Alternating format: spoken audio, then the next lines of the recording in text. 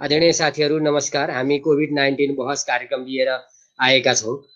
कोभिडको पछिल्लो अवस्था झन् भयावह बन्दैछ र हस्पिटलहरू खचाखच भएको अवस्था आएको छ र घर घरमा बिरामीहरू पनि त्यसरी नै बढिरहेको हामीले सुनिरहेका छौँ। त्यसमा पनि काठमाडौँ उपत्यका झन् यसको मारमा परेको छ भने सिमाना जो भारतसित सिमाना जोडिएका जिल्लाहरू चाहिँ नि अत्यन्तै दयनीय अवस्थामा रहेको छ भने कतिपय न्युजहरू यस्ता पनि आइरहेका छन् कि हिजो भारतबाट फिर्ता भएर देशमा आउनुभएका मान्छेहरू पनि काम केही भएन, घरमा बसेर खान पनि गाह्रो हुने भयो भन्ने किसिमले फेरि भारत जान परिरहेको परिस्थिति पनि छ। यो सबै परिस्थितिका बीच हामी डाक्टरलाई घर घर पुर्याउने उद्देश्यका साथ वैशाख 1 गतेबाट हामीले यो कार्यक्रम चलाउँदै आएका छौँ र आज हामीसित डाक्टर राजु पङ्गेनी हुनुहुन्छ, जो उहाँ छाती विशेषज्ञ हुनुहुन्छ। उहाँलाई केन्द्रमा राखेर साथीहरूले प्रश्न सोध्न सक्नुहुनेछ। उहाँलाई कार्यक्रममा स्वागत गरौँ। डाक्टर साहब, कार्यक्रममा स्वागत छ। नमस्कार। नमस्कार हजुर, सबैजना नमस्कार। हजुर डाक्टर साहब, अब चैत 11 गतेबाट वैधानिक रूपले नेपाल सरकारले लकडाउन गरेर अब साउनसम्म त्यस्तै किसिमले चल्यो। डाक्टर साहबको यो सुरुबाट चाहिँ नि कसरी अब यो कोभिड-19 को एउटा जुन अवस्था थियो त्यो अवस्थालाई कसरी साउन मसान्तसम्म आइपुग्यो, त्यसपछिको फेरि अर्को प्रश्न जोड आउँछु डाक्टर साहब। हजुर, त्यही त हामीहरू अब यो साउनदेखि भने पनि खास पुस हाम्रो पहिलो केस जुन देखेको थियो त्यो चाहिँ पुस पछाडि यो कोरोनाको केसेसहरू भनेपछि त्यो हेर्दाखेरि लगभग हामीहरू त यहाँ 7-8 महिना जस्तो भइसक्यो। बिचमा हामीले 3-4 महिनाको लकडाउन पनि गऱ्यौँ, अलिकति खुकुलो पनि बनायौँ। त्यसपछि फेरि केसेसहरू बढ्दै गएपछि अहिले काठमाडौँ लगायत देशका विभिन्न ठाउँहरूमा अहिले पनि फेरि लकडाउन गर्नुपर्ने अवस्था आएको छ। अब सरसर्ती हेर्दाखेरि चाहिँ 2-3वटा कुराहरू चाहिँ यसबाट बुझ्न सकिन्छ। एउटा चाहिँ सुरुमा कोरोनाको केसहरू हामीले भेट्दाखेरि चाहिँ आयातित मात्रै थियो। यो चाहिँ विदेशबाट फ्लाइटमा आएको या चाहिँ भारतबाट बोर्डर क्रस गरेर आएका व्यक्तिहरूमा मात्रै देखिएको थियो, एक हिसाबले आयातित थियो। तर त्यतिखेर चाहिँ सायद हामीहरूको राम्रोसँग त्यसको व्यवस्थापन भएन कि, अनि त्यो त्यतिखेरै हामीले रोक्न सकेको अवस्था भएको भए चाहिँ यसरी अहिलेको यो यहाँसम्म आउँदाखेरि अहिले 45,000 जनाभन्दा बढी हाम्रो सङ्क्रमित व्यक्तिहरू पुगिसक्नु भएको छ। अनि त्यो व्यवस्थापनमा अलिकति हामी कतै चुकेको कारणले गर्दाखेरि अहिले विभिन्न ठाउँहरूमा छिटपुट हिसाबले हामीले हेर्दाखेरि समुदाय स्तरमै कोरोनाको सङ्क्रमण पुग्न थालेको हो कि भन्ने भान हुन्छ। यो चाहिँ बिचमा अलिकति हामीहरूलाई के भयो भने अलिकति सङ्ख्या घट्दै गरेको हो कि भने जस्तो देखियो यो लकडाउन खोल्नुभन्दा अलिकति अगाडि। त्यसपछि लकडाउन खोलियो पनि, तर त्यतिखेरको अप्ठ्याराहरू के थियो भने त्यतिखेर हाम्रो टेस्ट गर्ने जुन सङ्ख्या थियो त्यो पनि एकदमै न्यून थियो। 3-4 हजार प्रतिदिन मात्रै त्यतिखेर टेस्टहरू हुन्थे। टेस्टको दायरा नबढाइकन सङ्क्रमितहरूको सङ्ख्या घटेको देखाइँदाखेरि चाहिँ एउटा अलिकति कन्फ्युजन के भयो भने त्यो टेस्टको दायरा साँच्चीकै घट्या भएर या जहाँसम्म हामीहरूले पुग्नुपर्ने थियो, जसको टेस्ट गर्नुपर्ने थियो उहाँहरूको टेस्ट नगरिएको भएर कम देखिएको हो कि साँच्ची नै कोरोनाको चाहिँ यो सङ्क्रमितहरूको सङ्ख्या घटेको हो भन्नेमा चाहिँ अलिकति कन्फ्युजन भयो। अनि त्यसपछि लकडाउन खोलियो। लकडाउन खोलिसकेपछि अनि त्यसपछि अहिलेसम्मको अवस्था हामीहरूलाई थाहा छँदैछ। हरेक दिन 1000 जनाभन्दा बढी सङ्क्रमितहरू थपिँदै जानु भएको छ। अनि त्यो हिसाबले हेर्दाखेरि अब हामीहरू साँच्चीकै अलिक जटिल मोडमा पुगेका छौँ भन्न मिल्छ। अनि यो अवस्थामा सरकार लगायत हामी नागरिकहरू, हामी स्वास्थ्यकर्मीहरू सबैजनाको आफ्नो तर्फबाट आफ्नो दायित्व रहन्छ र यसलाई अझै भयावह हुनबाट हामी जोगाउन सक्छौँ। यसमा यो प्रिभेन्सनदेखि लिएर भइसकेपछिका यो ट्रिटमेन्टका कुराहरू त छँदैछन्, तर हामीले बुझ्नुपर्ने के कुरा छ भने हुन त यो पछि हाम्रो कुराकानीको क्रममा आउँदै गर्ला। हामीले मुख्य बुझ्नुपर्ने कुरा चाहिँ उपचार विधि चाहिँ एकदमै जटिलो हुन्छ, एकदमै महँगो हुन्छ। कतिपय उपचार विधि हामीहरूलाई थाहा पनि छैन, यो संसारमै कतिपय रिसर्चकै प्रोसेसमा छ। अहिलेको सबैभन्दा सुलभ र धेरै कस्ट इफेक्टिभ चाहिँ उपाय भनेको चाहिँ बच्ने हो। यो चाहिँ यो फैलिनबाट रोक्ने त्यो प्रिभेन्टिभ उपाय भनेको चाहिँ एकदमै सुलभ अनि सस्तो पनि हुन्छ। तर लागिसकेपछि अनि त्यसको व्यवस्थापन जटिल केसहरूमा बढ्दै जान थालेपछि चाहिँ त्यसको व्यवस्थापन गर्न एकदमै गाह्रो हुन्छ। अब अहिलेको अवस्था हामीहरूले हेऱ्यौँ भने चाहिँ विगत 2 महिनादेखि मैले काम गर्ने अस्पतालमा आइसियुमा लगभग हरेक दिन 2देखि 3 जना बिरामीहरू आइसियु बेड नपाएर फर्कनुपर्ने अवस्था छ। हामीहरूको चाहिँ कोरोनाको लागि मात्रै भनेर सुरुमा हामीले 12वटा बेड छुटाएका थियौँ आइसियुमा। त्यो आइसियु बेड चाहिँ विगत 3 हप्तादेखि फुल छ। त्यसमा हामी नयाँ बिरामीहरू राख्न सक्ने अवस्थामा छैनौँ। बाहिर वार्डमा पनि सुरुका दिनहरूमा हामीहरूले लक्षण नभएका बिरामीहरूलाई आइसोलेसनमा मात्रै राख्ने प्रबन्ध थियो। अब विगत 2-3 हप्तादेखि अब लक्षण नभएकालाई हामीहरू राख्न सक्दैनौँ बेडको उपलब्धताको कारणले गर्दाखेरि भनेर यो 2-3 हप्तादेखि लक्षण भएकालाई मात्रै राख्नुपर्ने अवस्था छ। वार्डमा पनि अहिले हामीसँग कम्तीमा 40 जना छौँ भने यो अवस्था चाहिँ बढ्दैछ। हजुर, हामी यसरी बुझ्न सक्यौँ। अब अहिले यो के समुदाय स्तरमा पुग्यो र यो कठिनाइ आयो भन्ने हो यो डाक्टर साहब? अहिले जुन परिस्थिति देखिएको समुदायमा पुग्यो रामचन्द्रजी। अब यो हामीहरूले यो पुरै देशकै भनेर भन्न चाहिँ नमिल्ला। देशमा पनि हाम्रो भौगोलिक विविधता यति धेरै छ कि अनि एउटा भौगोलिक क्षेत्रमा चाहिँ जुन हामीले यो कोरोनाको बिरामीहरू देख्छौँ भेट्छौँ, सङ्क्रमणको जुन तथ्याङ्कहरू आउँछ त्यो भौगोलिक अवस्था भएको ठाउँको तथ्याङ्क चाहिँ अर्को भौगोलिक अवस्था भएको ठाउँको तथ्याङ्कसँग मेल नखान सक्छ। त्यसलाई हामीले जेनरलाइज गर्न चाहिँ नमिल्न सक्छ। त्यो हिसाबले अब काठमाडौँमा अहिले हामीले अस्ति मात्रै मैले न्युजमा पढे अनुसार 70% भन्दा बढी बिरामीहरू चाहिँ अहिले उहाँहरूको कन्ट्याक्ट हिस्ट्री छैन। यो धेरै जसो बिरामीहरूको कन्ट्याक्ट हिस्ट्री छैन भन्नुको अर्थ चाहिँ अब हामीले कन्ट्याक्ट हिस्ट्री नै नभएको या कहाँबाट स्रोत नै पत्ता नलागेको बिरामीहरू धेरै भेटिनु। यो पनि हुन त काठमाडौँभित्र पनि विभिन्न ठाउँहरूमा हो, सबै ठाउँहरूको त्यो हुँदैन। अनि त्यो भेटिनु भनेको चाहिँ काठमाडौँको पनि विभिन्न टोलहरूमा यो सर्टेन टोलहरूमा चाहिँ यो समुदाय स्तरमा अनि फैलिन लागेको अवस्था हो भनेर बुझ्न सकिन्छ। तर यसलाई चाहिँ पुरै देशभरिकै अवस्थासँग हामीले दाँच्नु मिल्दैन। त्यसै गरी अब म प्रश्नमा जान्छु डाक्टर साहब। रामेश्वर दुलाल सोध्नुहुन्छ, अब मैले यहाँ डाक्टर साहब कहाँ कार्यरत हुनुहुन्छ भनेर नि लेखेको थिएँ, यहाँलाई त्यही नै प्रश्न राख्नु भएको छ। डाक्टर साहब अहिले ह्याम्स हस्पिटलमा कति बिरामी हुनुहुन्छ र अवस्था कस्तो छ? के अरे उत्तरी बेल्टमा रहेको यो हस्पिटलमा हामी पनि उत्तरी बेल्टकै हौँ, हामीलाई उपचार पाउँछौँ कि पाउँदैन? एकदमै पाउनुहुन्छ। यो अहिले मैले काम गरेको ह्याम्स हस्पिटलमा मैले अघि पनि अलिकति कुरा गरेँ। त्यहाँ 2 महिना अगाडिसम्म हामीले एउटा वार्डमा चाहिँ हाम्रो 10-15वटा बेड भएको एउटा वार्डलाई चाहिँ कोभिड वार्ड बनाउने, त्यही नै हाम्रो आइसियु नचाहिने बिरामीहरूलाई चाहिँ त्यो वार्डमा व्यवस्थापन गर्ने, अनि आइसियु चाहिनेहरूलाई चाहिँ हामीहरूले छुट्टै आइसियु कोभिड आइसियु भनेर आइसियुको त्यहाँ पनि हाम्रो 12 बेड छ। अनि त्यो 12 बेडको कोभिड आइसियु र हाम्रो वार्डमा 15वटा बेड जतिको वार्डमा कोभिड वार्ड बनाउने भनेर सुरु गरेको। अब अहिले बिरामीहरू यति धेरै बढ्नु भयो कि अहिले हाम्रो अर्को 3 तल्ला हाम्रो वार्डलाई चाहिँ कोभिड वार्ड बनाउनु पर्ने अवस्था आएको छ।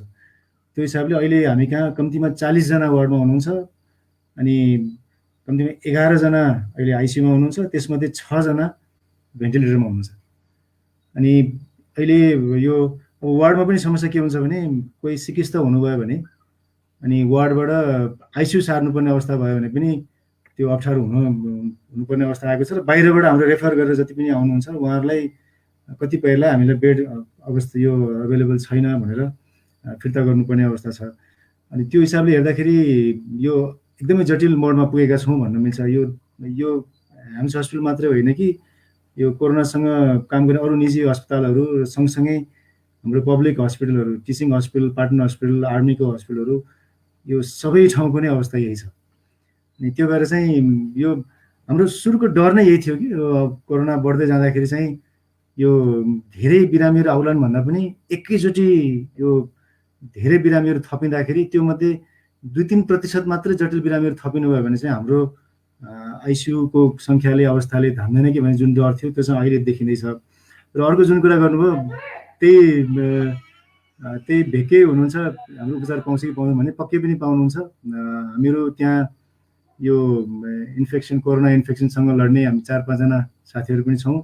आइसियुमा काम गर्ने एकदमै विज्ञ साथीहरू पनि छौँ हामीहरू। त्यो हामीहरू सबैलाई कसैलाई पनि तपाईँ आएर त्यहाँ भेट्न सक्नुहुन्छ, चाहिने उपचार प्राप्त गर्न सक्नुहुन्छ। हजुर।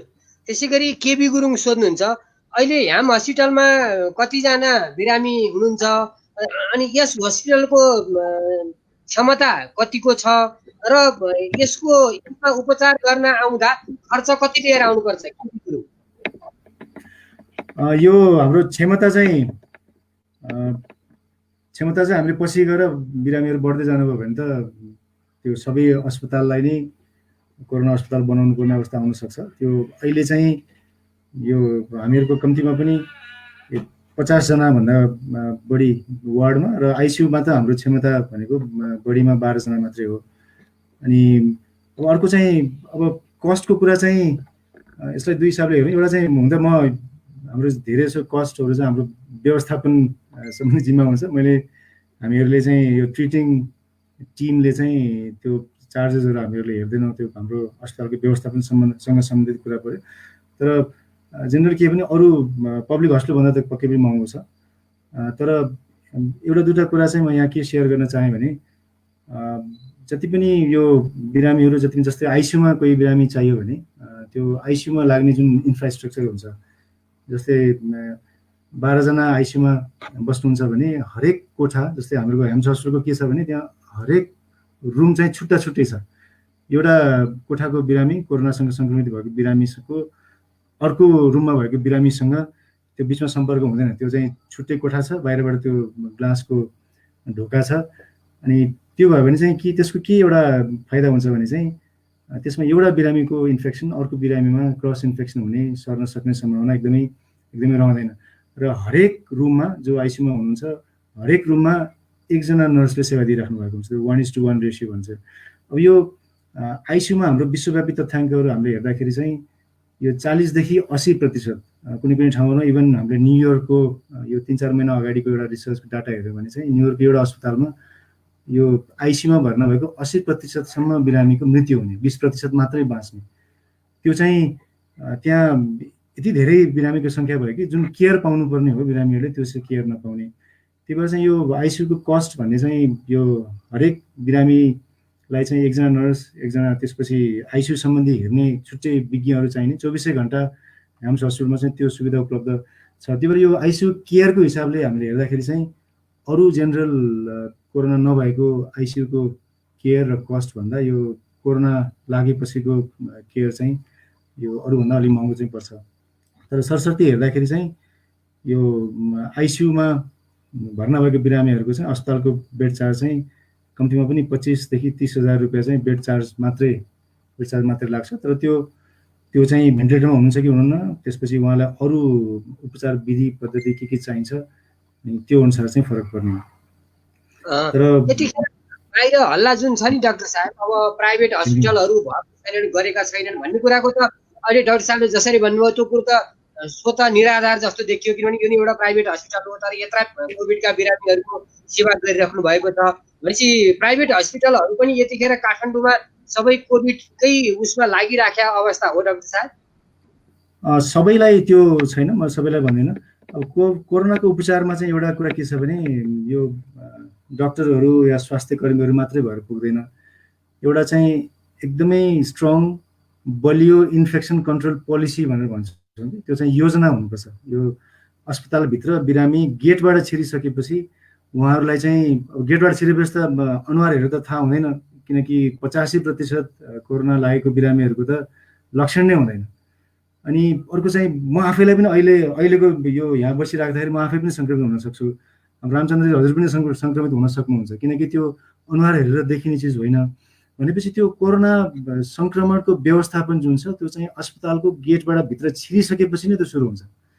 अनि त्यो गेटबाट भित्र छिरिसकेपछि त्यो सम्बन्धित त्यहाँ सेवा लिन गएको बिरामीहरूलाई चाहिँ कसरी व्यवस्थापन गर्ने, उहाँहरूलाई समस्या छ, लक्षण छ, कोरोनासँग सम्बन्धित ज्वरो आएको छ भने उहाँहरूलाई छुट्टै ठाउँमा व्यवस्थापन गर्नुपर्ने हो कि, अलिक सिकिस्त हुनुहुन्छ भने इमर्जेन्सीमा लानुपर्ने हो कि, इमर्जेन्सीमा फेरि अरू कोरोना नभएको बिरामी, शङ्का नलागेको बिरामीहरूसँग उहाँलाई मिक्सअप गर्नु भएन, रिपोर्ट नआउन्जेलसम्म उहाँलाई कसरी व्यवस्थापन गर्ने, इमर्जेन्सीबाट भर्ना गरिसकेपछि त्यो भर्ना गर्ने वार्डसम्म लग्दाखेरि त्यो लिफ्टमा जाँदाखेरि पनि अरूसँग सङ्क्रमण मिक्सअप हुनु भएन, त्यो वार्डमा छिराइसकेपछि उहाँलाई रिपोर्ट नआउन्जेलसम्म या रिपोर्ट पोजिटिभ आएपछि उहाँको कोठामा उहाँ जहाँ बस्नुहुन्छ त्यो कोठामा चाहिँ उहाँको सेवा सुविधा, उहाँलाई खानेकुराहरू कसरी पुर्याउने, उहाँको मान्छेहरूलाई कसरी भेटघाट गर्न दिने, त्यहाँ हुने नर्स जुन राति ड्युटीमा बस्ने डक्टरहरूलाई उहाँसँग कसरी इन्टरेक्सन गराउने, राउन्ड कसरी दिने, त्यो पिपिईको व्यवस्थापन कसरी गर्नेदेखि लिएर उहाँलाई अलिकति शङ्का लाग्यो जटिल अवस्था भयो भने त्यहाँबाट आइसियुसम्म पुग्दाखेरि आइसियुभित्र त्यो सङ्क्रमित व्यक्तिको कसरी व्यवस्थापन गर्ने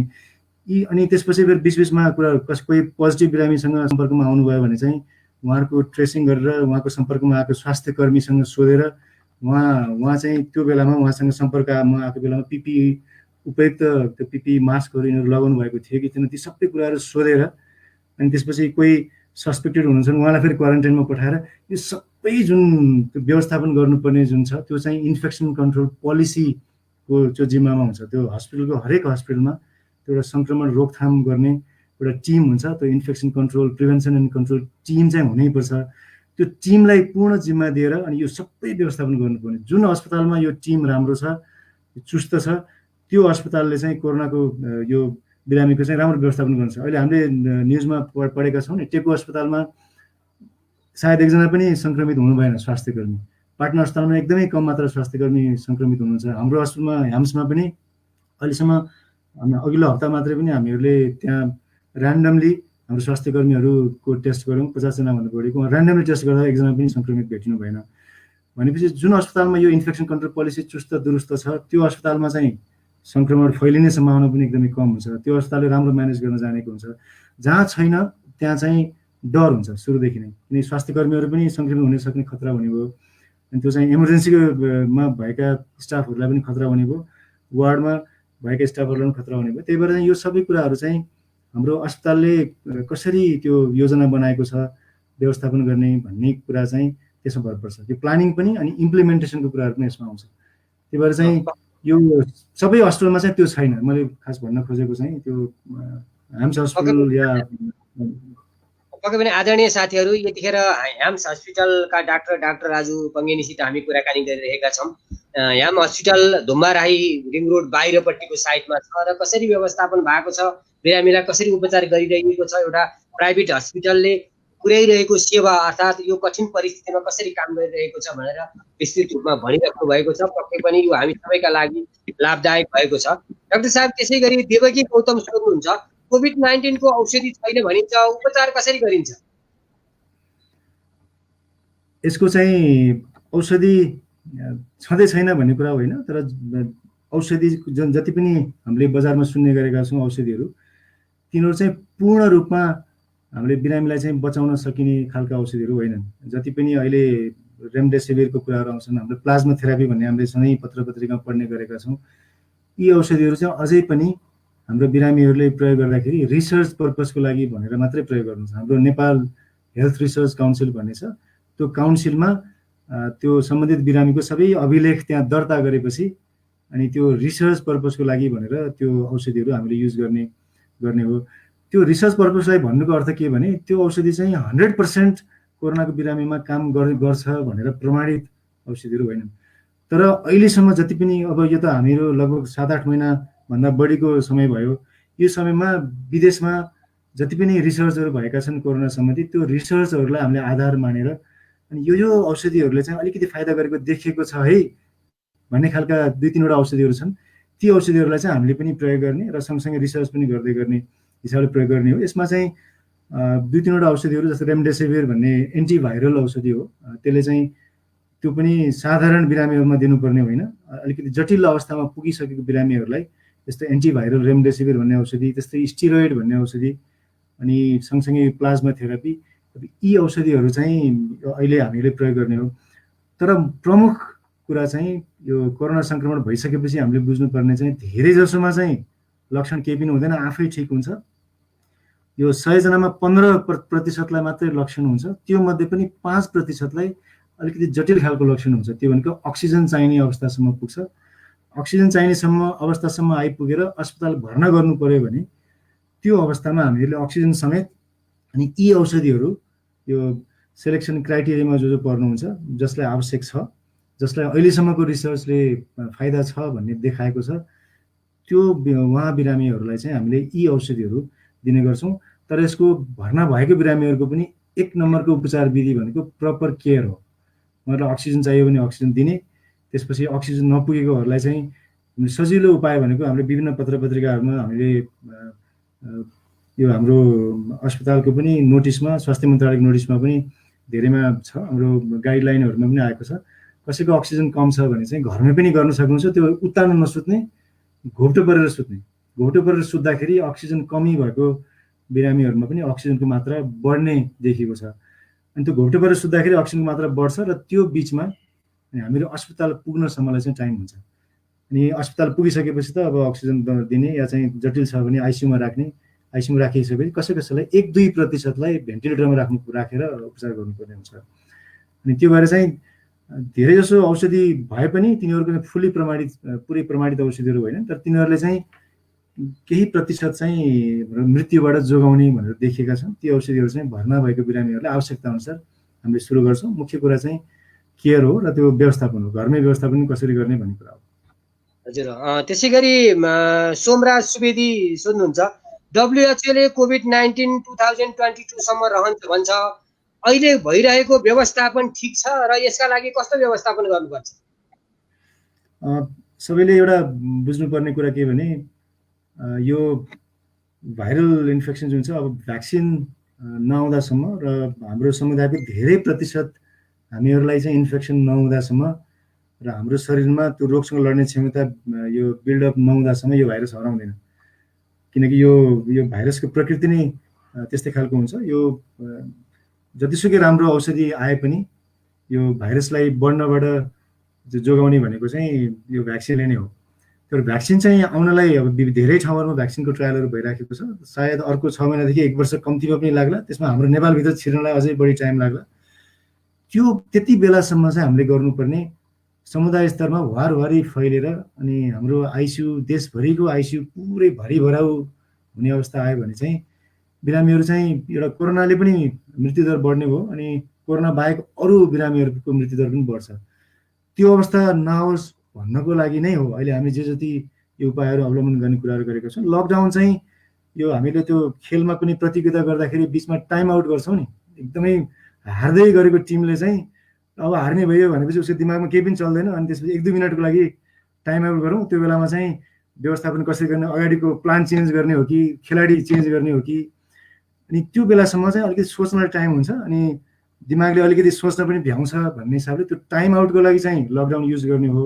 यो बेलामा चाहिँ वारवारी बढ्दैन र यो बेलामा हामीले विभिन्न प्लानिङ गर्न सक्छौँ। आइसियु क्षमता बढाउने, आइसोलेसन क्षमता बढाउने या चाहिँ उपचार पद्धति अलिकति फेर्ने, अब यी चिजहरू हामीले प्लानिङको लागि चाहिँ यो हामीले टाइम बिचमा 1-2 हप्ता टाइम लिनको लागि चाहिँ यो लकडाउन गर्ने हो। यो लकडाउन चाहिँ सधैँभरि गरेर साध्य हुने पनि होइन, तर बिचबिचमा कहिलेकाहीँ हामीलाई अप्ठ्यारो पर्यो, डिसिजन लिन नसकिने अवस्था आयो भने चाहिँ त्यो अवस्थामा अस्त्रको रूपमा यो टाइम आउट, यो लकडाउन भन्ने कुरा युज गर्ने हो।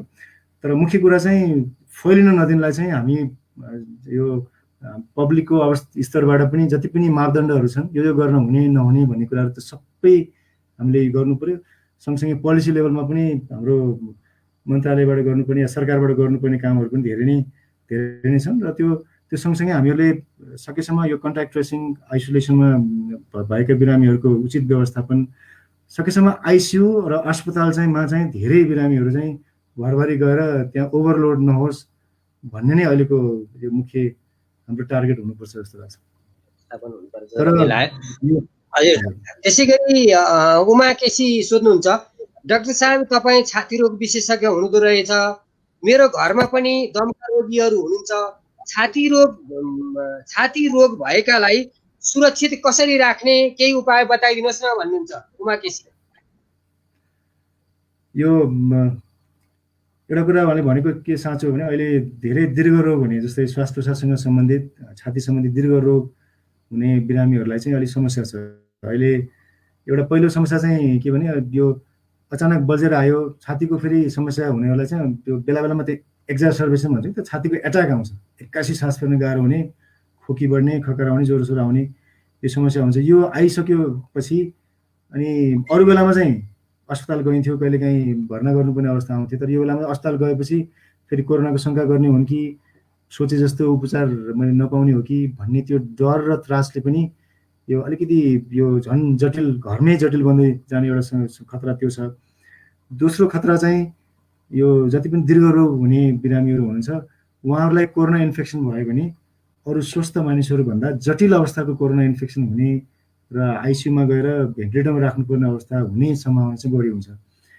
त्यो भएर चाहिँ एउटा कुरा के ख्याल गर्नु पर्यो भने यो जति पनि अघि मापदण्डहरू हामीले कुरा गऱ्यौँ, सकेसम्म बाहिर ननिस्किने, बाहिर निस्के पनि भिडभाड हुने ठाउँमा नजाने, अलिकति कुरा गर्नु पर्यो, कुनै मिटिङमा बस्नु पर्यो भने पनि अलिक भेन्टिलेसन राम्रो भएको ठाउँमा बस्ने, दुवै पक्षले, आफूले पनि र अर्को पक्षले पनि मास्क लगाउनु पर्ने, यी बेसिक सिद्धान्तहरू जुन मापदण्डहरू छन् स्वास्थ्यका, ती सबै पालना गर्नु पर्यो। दोस्रो कुरा चाहिँ डक्टरले जुन औषधि नियमित सेवन गर्न भनेर दिनुभएको हुन्छ, धेरैजसो दम सम्बन्धी रोग हुने बिरामीहरूलाई चाहिँ यो लामो समयको लागि, कतिपयलाई त हामीले बाँचुन्जेल नै युज गर्नुपर्छ भनेर त तान्ने औषधिहरू हुन्छन् या सुँघ्ने औषधिहरू हुन्छन्, कुनै खाने औषधिहरू हुन्छन्। कति दमको बिरामीहरूलाई प्रेसरको पनि समस्या हुन्छ, अरू यो क्याल्सियमको कमी, भिटामिन डीको कमी हुन्छ। यी औषधिहरू जुन डक्टरले दिनुभएको हुन्छ तिनीहरू नियमित सेवन गर्ने। तेस्रो कुरा, कोही अक्सिजनमा हुनुहुन्छ भने अक्सिजनको नियमित जाँच गरिराख्ने, अक्सिजनको मात्रा घट्दै गयो भने जचाउन जाने। चौथो कुरा चाहिँ घरभित्रै एकदमै फुर्ती, आफूलाई चाहिँ एक्टिभ राख्ने। यो चाहिँ यो कुनै पनि श्वास प्रश्वाससँग सम्बन्धित बिरामीहरूलाई हामीले भन्ने गरेको चाहिँ यो घरभित्रै गर्ने योगाहरूदेखि लिएर स्ट्रेच गर्ने, घरभित्रै हिँड्ने, दिनमा कम्तीमा पनि आधा घन्टा चाहिँ हिँड्नुपर्छ भनेर भन्ने गरिन्छ। त्यो चाहिँ घरको छतमा पनि हिँड्न सक्नुहुन्छ, घर बाहिर हिँड्ने ठाउँ छ भने त्यो घर बाहिर पनि हिँड्न सक्नुहुन्छ, तर दिनमा आधा घन्टा चाहिँ आफ्नो एक्सर्साइजको लागि र वाकिङको लागि छुट्याउनु पर्यो। योगाहरू सिक्नु भएको छ भने त्यो गर्न मिल्छ। कतिबेला हामीले ब्रिदिङ एक्सर्साइजेसहरू भन्छौँ, योगामा पनि कुनै ब्रिदिङ एक्सर्साइजहरू हुन्छ, त्यो पनि गर्न सक्नुहुन्छ। त्यही भएर आफूलाई चाहिँ फुर्तिलो राख्ने, आफूलाई सकेसम्म एक्टिभ राख्ने, घरभित्र बसी नराख्ने। अनि अर्को कुरा चाहिँ अलिकति खानपानमा ध्यान दिने, सकेसम्म त्यो चिसो हावा लाग्ने ठाउँहरूमा वरिपरि नबस्ने, कोही रुगाखोकी लागेको बिरामीहरू हुनुहुन्छ भने उहाँको सम्पर्कमा नआउने, र चाहिँ खानपानमा चाहिँ पोसिलो डायट, ब्यालेन्स डायट त छँदैछ, त्यसमा अलिकति हामीले प्रोटिन डायटमा चाहिँ बढी फोकस गर्नुहोस् भन्छौँ। किनकि यो आधा आधी जस्तो दम हुने बिरामीहरूको चाहिँ यो मासु सुक्छ कि, नसाएर मासुको समस्या पनि आउँछ। यसो हिँड्दाखेरि खुट्टा फतक्क गल्ने, सास तान्दाखेरि चाहिँ छाती एकदमै गलेर आउने, बेसरी दुखेर आउने, यो सबै यो हड्डी कमजोर भएको जुन अस्टियोपोरोसिस भन्छौँ, त्यो सँगसँगै मासु पनि सुक्दै गएर त्यो मासुको कमजोरी पनि आउने हुन्छ। उहाँहरूको लागि चाहिँ प्रोटिन डायट एकदमै जरुरी हुन्छ। त्यो प्रोटिन पाइने भनेकै दाल, गेडागुडी, माछा मासु, अन्डाको सेतो भाग, यिनीहरू चाहिँ नियमित रूपमा सेवन गर्नु पर्यो। पानीको मात्रा प्रशस्त मात्रामा पिउनु पर्यो। पानीको कमी भयो भने चाहिँ मुख सुक्खा हुन्छ, यो घाँटी सुक्खा हुन्छ, भित्र खकार पनि एकदमै ड्राई हुन्छ, एकदमै सुक्खा लेस्याइलो हुन्छ। सजिलोसँग खकार निस्केन भने, भित्रै जम्यो भने चाहिँ त्यसले पछि गएर निमोनिया हुने, इन्फेक्सन हुने खतरा पनि रहन्छ। अक्सिजनको मात्रा पनि घट्दै जाने खतरा रहन्छ। त्यही भएर अलिकति पानीको मात्रा पनि शरीरमा पुर्याउनु पर्यो।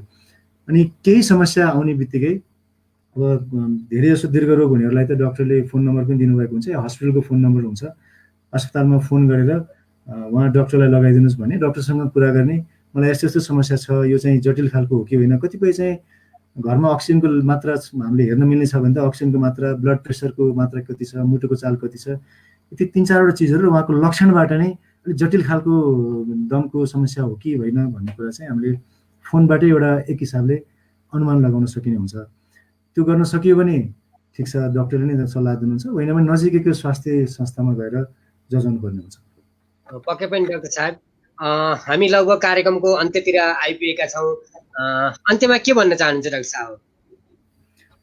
मैले भन्नुपर्ने कुरा चाहिँ हामीहरू यो दुईटै कुराहरू हुन्। अहिले कोरोनाको बारेमा जति पनि बाहिर सूचनाहरू आएको छ, यो केही हुँदै होइन भन्ने सूचनालाई पनि विश्वास नगरिदिनु होला। यो एकदमै भयावह हो, अब हामीहरू सबै खतम हुने भयो भन्ने खालको सूचनालाई पनि विश्वास नगरिदिनु होला। यो एक हिसाबले चाहिँ हामीहरू सबै अलिकति केयरफुल भइदियौँ भने चाहिँ यो कोरोनाबाट हामीहरूले साँच्चै नै यसबाट चाहिँ हामीले छुटकारा पाउन सकिन्छ। यसलाई रोकथाम गर्न पनि हामीहरू सबैको आफ्नो तर्फबाट कर्तव्यको पनि हामीले पालना गरौँ। यो यो सिधा एउटा बेसिक सरल सिद्धान्त कोरोनाको के भने, कोरोना इन्फेक्सनको आफू पनि सङ्क्रमित छु है भन्ने खालको सोच्ने, मसँग हुनसक्छ, मैले पिसिआर टेस्ट नगराउँदासम्म मलाई थाहा हुँदैन, पिसिआर टेस्ट गराए पनि सबैको पोजिटिभ आउँदैन, म पनि सङ्क्रमित भएको हुनसक्छु, मलाई लक्षण नदेखेको हुनसक्छ, तर मैले अरूलाई सार्न सक्छु भन्ने एउटा बेसिक सिद्धान्त पनि ख्याल गरौँ। त्यो भएर बाहिर निस्किँदाखेरि मास्कको प्रयोग गरौँ। मास्कको प्रयोग अरू आफू जोगिनको लागि मात्रै होइन कि आफू सङ्क्रमित भइएछ भने अरूलाई जोगाउनको लागि पनि हो। त्यही भएर मास्कको प्रयोग गरौँ।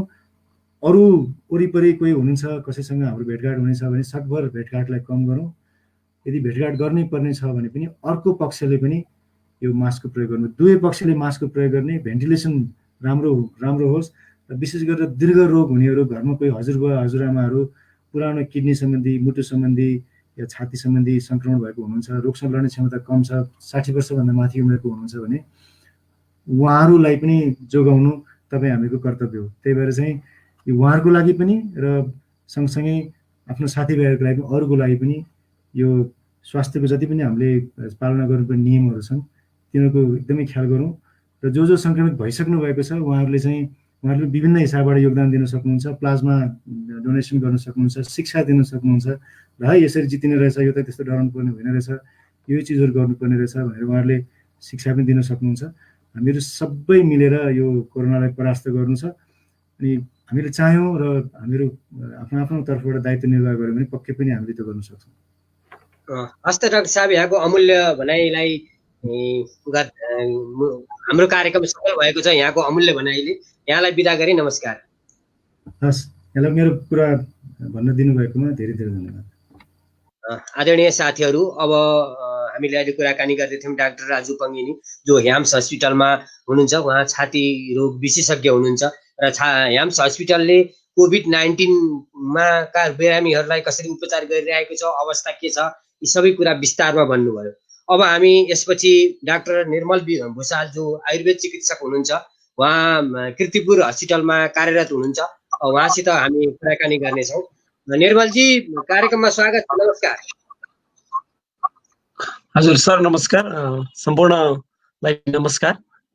अनि निर्मलजी, अब चैत 11 गतेदेखिबाट नेपालमा लकडाउन भयो, अर्थात् कोभिडको एक किसिमको हुन त माघदेखि नै यहाँ बिरामी देखिन थाल्नु भएको, तर पनि औपचारिक रूपले चैत 11 गतेदेखिलाई हामीले मान्छौँ र साउनको मध्यसम्ममा लकडाउनले नै दिनहरू बिते। अब एउटा डाक्टरका रूपले यहाँले त्यो समयमा के काम गर्नुभयो, कसरी दिनहरू बिते? यो साउनको चैत्रमा त्यो हुनभन्दा अगाडि नै केही दिन चैतको पहिलो हप्तातिर या फागुनको अन्तिमतिर पनि केही जनचेतनामूलक कार्यक्रमहरू हामी गरेकै थियौँ। विभिन्न आयुर्वेद स्वास्थ्य केन्द्रहरूबाट, विभिन्न जिल्लाबाट, जस्तै बनेपामा होस् या ललितपुरमा होस्, ट्राफिक पुलिसहरूलाई चाहिँ यो कोरोनाबाट कसरी बच्न सकिन्छ या सामान्य जनचेतनामूलक कार्यक्रम गरियो। र चैत्र महिनादेखि नै आयुर्वेद विभागबाट चाहिँ केही निमन्त्रणाहरूमा हामीले प्रोटोकल गराउनलाई पनि, आयुर्वेदको प्रोटोकल गराउन पनि सहयोग गरियो आफ्नो लेभलबाट, इन्डिभिजुअली आयुर्वेद विभागको लागि। त्यस्तै हाम्रो आफ्नै कार्यालयमा सधैँ ओपिडीमा चाहिँ विभिन्न रूपले चाहिँ हामी लकडाउन भनेर हाम्रो लागि लकडाउन भएन। त्यस्तै वैशाख महिनातिर चाहिँ म आफै बर्दिवासमा गएर बर्दिवासका हरेक चाहिँ वडाहरूमा चाहिँ जनचेतनामूलक कार्यक्रम, बर्दिवास र गौशाला नगरपालिका, दुईटा नगरपालिकामा हाम्रो टोली गएर त्यहाँ चाहिँ कोभिडबाट कसरी प्रिभेन्सन गर्न सकिन्छ र कसरी रोग प्रतिरोधात्मक क्षमता बढाउन सकिन्छ भनेर 3 दिन जति हामी जनचेतनामूलक कार्यक्रम गऱ्यौँ विभिन्न वडाहरूमा, सम्पूर्ण वडाहरूमा, दुईटै नगरपालिकाको।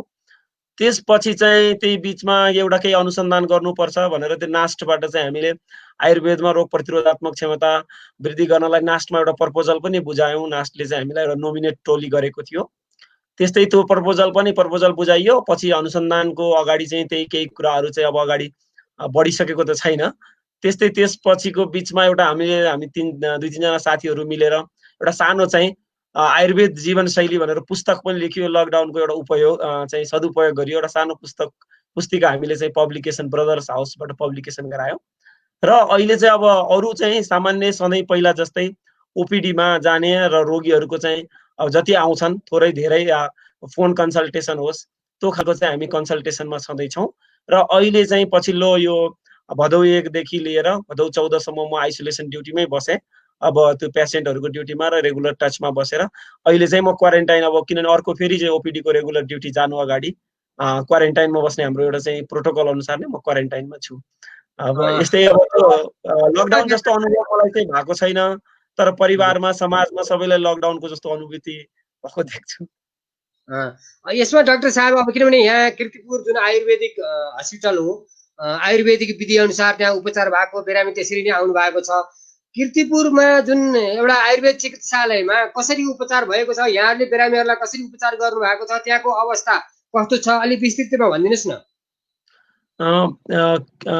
स्वास्थ्य मन्त्रालयले सुरुदेखि नै चाहिँ राष्ट्रिय आयुर्वेद अनुसन्धान तथा तालिम केन्द्र, जुन स्वास्थ्य मन्त्रालयका अन्तर्गतको आयुर्वेद संस्था हो कीर्तिपुरमा, पछिल्लो 10 वर्षदेखि त्यहाँ एक्जिस्टेन्स छ। ऊ चाहिँ अनुसन्धान केन्द्र र तालिम केन्द्रको रूपमा थियो र त्यति धेरै यो लाइमलाइटमा बाहिर चाहिँ थाहा नभएको जस्तो पनि थियो। र स्वास्थ्य मन्त्रालयले सुरुदेखि नै आफ्नो चाहिँ एउटा एपेक्स सेन्टर भएको हुँदा चाहिँ कोभिड पोजिटिभ आयो भने हामी प्रिपेयर्डनेसको लागि पहिलो लेभलको चाहिँ अस्पतालको रूपमा डिजाइनेटेड गरेर चैत्रदेखि नै डिजाइन गरेको थियो। सुरुदेखि नै राखिएको र प्रिपेयर्ड बसेकै अवस्था हो। हामी कहिले पनि कल आउन सक्छ कोभिडका बिरामीहरू चाहिँ बढ्यो भने भनेर हाम्रो चाहिँ प्रिपेयर्डनेस थियो। तर काठमाडौँको चाहिँ कोभिडको प्रिभेलेन्स एकदमै कम, किन भन्दा सबै पेसेन्टहरू बाहिरबाट आयातितै थिए र थोरै मात्रामा हुँदाखेरि चाहिँ टेकुमा या पाटन हस्पिटलमा म्यानेज भएको र हामी कहाँसम्म बिरामी आउनुपर्ने बाध्यता देखिएन। काठमाडौँ भ्याली बाहिर बिरामीहरू चाहिँ जहाँ जहाँ आइसोलेसनमा सङ्ख्या बढ्यो त्यहाँ चाहिँ इन्टरभेन्सन भयो।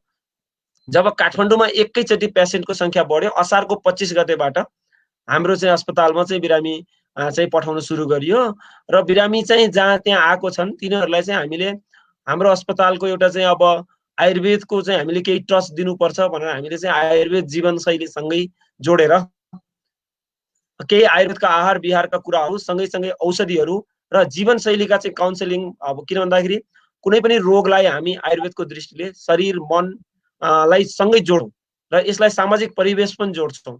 स्वास्थ्यको परिभाषा हाम्रो विचारमा शारीरिक स्वास्थ्य कतै पनि होइन, शारीरिक मानसिक सामाजिक आध्यात्मिक सम्पूर्ण स्वास्थ्यका परिवेशहरूलाई जोड्ने कोसिसमा हामीले गरेको इन्टरभेन्सनहरू, हामीले गरेका कोसिसहरू सकारात्मक देखिएका छन्। यी कोसिसहरूले गर्दा पनि हुनसक्छ हामीले पिसिआर टेस्टिङ चाहिँ 7 दिनको बसाइपछि गर्दा धेरै जसो बिरामीहरूमा चाहिँ नेगेटिभ भएर राम्रो रिकभरीसँग जानुभएको छ। अहिलेसम्म हामी कहाँमा आज हिजोको तथ्याङ्क अनुसार हामी कहाँ 450 भन्दा माथि बिरामी छन् आज दिउँसोसम्म पनि, त्योभन्दा बढी बिरामी आइसके, जसमा हामीले 265 भन्दा माथि बिरामी डिस्चार्ज गर्यौं नेगेटिभ भएर सम्पूर्ण चाहिँ पेसेन्टहरू ठिक भएर बाहिर निस्किनु भयो। र यो बीचमा चाहिँ हामीले सुरुको अवस्थामा हामी पनि त्यसको धेरै जानकारी नहुँदाको अवस्थामा हाम्रा चिकित्सक साथीहरूले, हाम्रो टिमले केही बिरामीहरू हामीले चाहिँ एपिएफ र टेकु रिफर गर्यौं र अहिलेको रिफरल रेट एकदमै कम छ। पछिल्लो मेरो ड्युटी पिरियडमा हामीले चाहिँ एकजना बिरामीलाई चाहिँ हामीले रिफर गरियो।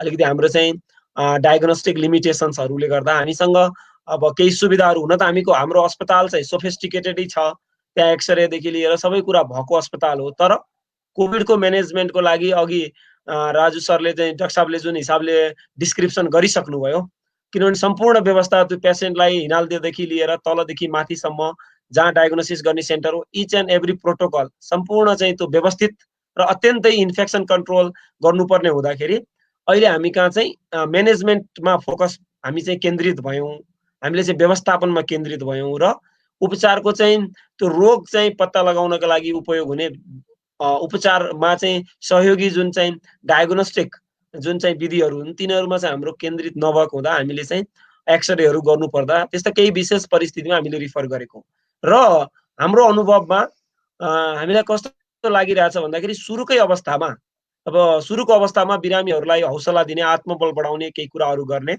योग, जीवनशैली, आयुर्वेदको आहार विहार र औषध सम्पूर्ण कुरा, आयुर्वेदको औषधि मात्रै पनि भन्दिनँ म, औषधि त छँदैछ र औषधिसँगै जीवनशैलीका विभिन्न पक्षहरूलाई जोडियो भने धेरै राम्रो रिकभरी हुन्छ जस्तो मलाई लाग्छ। र यो अवस्था बिग्रिसकेपछि अब रिकभरी धेरै चाहिँ कन्डिसन SpO2 लेभल, अक्सिजनको लेभल धेरै कम भइसकेपछि, श्वास प्रश्वासमा एकदमै गाह्रो भइसकेपछि, छातीमा इन्फेक्सन भएर निमोनियाको अग्र चाहिँ धेरै चाहिँ अगाडि बढिसकेको अवस्थामा चाहिँ एलोप्याथिक मेडिसिनको पनि सहयोग लिनुपर्छ जस्तो मलाई लाग्छ। तर एलोप्याथिक मेडिसिन मात्रै विकल्प हो र आयुर्वेदले गर्न सक्दैन, यी आयुर्वेदमा भएका प्रचारहरू चाहिँ अलिकति प्रचारबाजी हुन् भन्ने जस्तो जुन दुई खालको छ एउटा जनमानसमा, एउटा चाहिँ एकदमै सपोर्टर होइन बेसार पानीले नै खाएर गर्छु म, यसले नै हुन्छ, यो रोगै होइन भन्ने खालको, एकातिर चाहिँ होइन यसमा चाहिँ एकदमै भेन्टिलेटरमै जानुपर्छ हरेक बिरामी, आइसियुको राम्रो व्यवस्थित हुनुपर्छ, धेरै चाहिँ डाक्टर नर्स र पिपी लगाएकै हुनुपर्छ भन्ने खालको एउटा जुन जनमानसमा छ त्यो चाहिँ कतै चाहिँ अतिरञ्जित हो जस्तो मलाई मेरो आफ्नो चाहिँ पर्सनल अनुभव पनि हो। अतिरञ्जित चाहिँ गर्नु कतै पनि ठिक छैन। तर रोगका चाहिँ धेरै चिजहरू चाहिँ अलिकति आत्मबल र औषधको प्रयोगले चाहिँ रिकभरी हुन्छ। केही चिज चाहिँ हजुर। अब म प्रश्नमा जाउँ साहब। रमा पौडेल सोध्नुहुन्छ कोभिड-19 का लागि हस्पिटलमा केही औषधिहरू पनि दिइएको छ भनेर सोध्नुहुन्छ। हजुर, हामीले त्यहाँ हाम्रो अस्पताल एउटा त अनुसन्धान अस्पताल पनि हो र हामी कोभिड हामी कहाँ नआउँदादेखि नै हामी बोलिरहेका थियौँ कि केही रोग प्रतिरोधी औषधिहरू चाहिँ हामीले जनमानसमा वितरण गर्न सकियो भने राम्रो हुन्छ भनेर हामीले गरिरहेका थियौँ। तर हामीले चाहिँ त्यसलाई एक्सनमा ल्याउन सकेको थिएनौँ। पछि हामीले जब रोगीहरू हाम्रो अस्पतालमा आए, हामीले हाम्रै चाहिँ प्रिपरेसन गुर्जो र तिर्कटु, सुठो मरिच पिप्ला र अनि एउटा आयुर्वेदको औषधि हुन्छ अबरक भस्म, अनि यिनीहरूले मिलाएर एउटा ट्याब्लेट जस्तो बनाएर त्यहाँ सम्पूर्ण बिरामीहरूलाई 2-2टा ट्याब्लेट दिनमा 3 पटक दियौँ। एउटा त्यो लक्षण होस् लक्षण नहोस् सबैलाई दिइयो। सँगै हामीले लक्षण नभएकालाई पनि अहिले बिचमा आएर केही दिनपछि यष्टि मधु, हाम्रो जेठी मधु र तिर्कटु, सुठो मरिच पिप्लालाई चिया जस्तै पकाएर, क्वाथ जस्तै पकाएर चाहिँ सेवन गराएको छौँ। यो 2टा औषधि। त्यो बाहेक चाहिँ जसलाई लक्षण छ र लक्षण पनि छ, मान्छेले आफ्नो शरीरलाई आफैले अनुभूति नगरेर लक्षण नभएको जस्तो अनुभूति गर्दो रहेछ। मान्छेले आफ्नो शरीरलाई अलि भित्रबाट निहाल्दा कसैलाई शरीरमा पेट पोले जस्तो हुने, ग्यास्ट्रिक, कोभिडसँगै जोडिएका सामान्य समस्याहरू धेरै छन्। केही न केही धेरै बिरामीमा छन्। ती समस्याहरू जस्तो कसैलाई जिब्रोमा घाउहरू आउने, कसैलाई गन्ध थाहा नपाउने, कसैलाई अलिकति पखाला लाग्ने, कसैलाई टाउको दुख्ने, कसैलाई आँखा पोल्ने, कसैलाई हात खुट्टा चाहिँ गले जस्तो हुने, यस्ता सामान्य समस्याहरू जुन हामीले नजरअन्दाज गर्छौँ, जसलाई हामीले सामान्य रूपमा लिन्छौँ, ती समस्याहरू धेरै बिरामीहरूमा छन् र त्यस्ता बिरामीहरूमा हामीले सामान्य आयुर्वेदिक औषधिहरू लाक्षणिक रूपमा चलाएको छौँ र केही अवस्थामा जुन औषधिहरू चलाउँदा पनि जुन अक्सिजनको लेभल केही बिरामीहरू जुन हामीले भन्यौँ अघि पनि रिफर गर्नु पर्यो, त्यस्ता 1-2 बिरामीहरूमा चाहिँ हामीले चाहिँ अक्सिजनको लेभल कम भएको हुँदा कन्टिन्युअस मोनिटरिङ जुन हामीले चाहिँ एउटा आइसियु सेटअप होस् या लगातार अक्सिजन दिएर पिपी लगाएर स्वास्थ्य कर्मीले चाहिँ निरीक्षण गर्नुपर्ने बाध्यता हामी कहाँ त्यो सेटअप अलिकति हामीसँग बिरामी पनि धेरै भएको हुँदा, किनभने हामी कहाँ बिरामीको सङ्ख्या 150-200 बिरामी एभरेज आज पनि हजुरको अस्पतालमा चाहिँ 180 बिरामी छन्। त्यो बिरामीलाई हेर्ने चाहिँ मेन पावर, त्यो हेल्थ वर्कर्सको सङ्ख्या र त्यो सुविधाहरूको लिमिटेसनले पनि हो, तर सामान्य औषधिहरूले चाहिँ धेरै कुराहरू चाहिँ म्यानेज हुँदो रहेछ भन्ने हामीले अनुभव प्राप्त गरेका छौँ। त्यसै गरी श्रीकृष्ण बिडारी सोध्नुहुन्छ कोभिड-19 को सबैले औषधि इम्युनिटी पावर भन्छन्। इम्युनिटी पावर बढाउन के खाने, कसरी खाने? अब यो इम्युनिटी पावर भनेको कस्तो हुन्छ भन्दाखेरि अब सैनिकलाई युद्ध मैदानमा पठाइसकेपछि ट्रेनिङ दिने भन्ने कुरा जति छ तपाईले पहिला सिकेको स्किल, जब तपाईले पहिला लर्निङ गरेको स्किल त्यो उपयोग गरेर लड्नुस् भन्नुपर्ने हुन्छ कहिलेकाहीँ। त्यस्तै अब इम्युनिटी पावर बढाउने भनेको जन्मदेखि नै इम्युनिटी भनेको रोग प्रतिरोधक क्षमता, हामी आयुर्वेदमा व्याधि क्षमत्व भन्छौँ। यो 3 प्रकारको हुन्छ, सहज, कालज र युक्तिकृत। जन्मदेखि हामीलाई प्राप्त हुन्छ केही कुरा, केही हामीले जन्मदेखि अहिले आउँदासम्म अनुभूतिले या हाम्रो चाहिँ जीवनशैलीले प्राप्त गर्छौँ काल समयसँगै। जस्तै भाइरसको एक्सपोजर पछि भाइरस ले चाहिँ एन्टिबडी डेभलप गरेका केहीलाई चाहिँ त्यो कालज भन्छ। त्यस्तै एउटा युक्तिकृत जुन हामी आहार विहार खानपानले चाहिँ हामीले प्राप्त गर्न सक्छौँ हो। यसमा चाहिँ अब कस्तो खालको खानपान खाएर हामी रोग प्रतिरोधी बन्न सक्छौँ त? जब 1 दिनको कुरा होइन भनिसकेँ मैले, 1 दिन 2 दिनको कुरा होइन, तर छिटो गर्नु पर्यो भने पनि केही उपायहरू छन्। सबैभन्दा ठुलो उपाय भनेको आत्मबल। किन भन्दा रोग प्रतिरोधात्मक क्षमता घटाउनलाई सबैभन्दा मुख्य चिज भय, शोक, त्रास, डर। डर एकदमै रोग प्रतिरोधात्मक क्षमता कम गर्ने चिज हो, एक। दोस्रो चाहिँ हाम्रो सुर्तीजन्य पदार्थ या मदिराजन्य पदार्थ। किन भन्दा रक्सीको गुण र हाम्रो भाषामा ओज भन्छौँ हामी, आयुर्वेदमा रोग प्रतिरोधात्मक क्षमता वृद्धि गर्नलाई ओज भन्ने हामी चाहिँ एउटा शरीरको सारभूत भन्छौँ। त्यो ओजको ठ्याक्कै अपोजिट गुण हुन्छ। त्यसले गर्दा रक्सीको सेवन गर्नु भनेको रोग प्रतिरोधात्मक क्षमता तुरुन्तै कम गर्नु हो।